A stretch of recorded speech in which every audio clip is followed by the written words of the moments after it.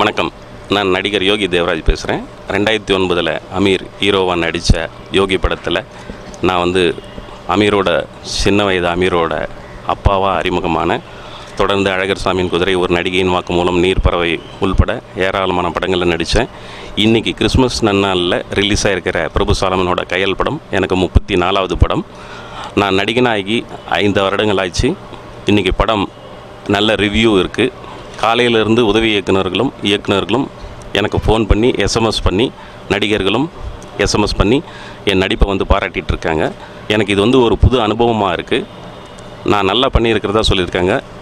நான் நல்லா பண்ணியிருக்கிறேன்னா அதுக்கு காரணம் இயக்குனர் பிரபு சாலமன். அவருக்கு என்னுடைய நன்றி. என்னை நடிகனாக அறிமுகப்படுத்திய சுப்பிரமணியம் சிவா இயக்குனருக்கும், நடிகராக மாறிய இயக்குனர் அமீருக்கும் நன்றி.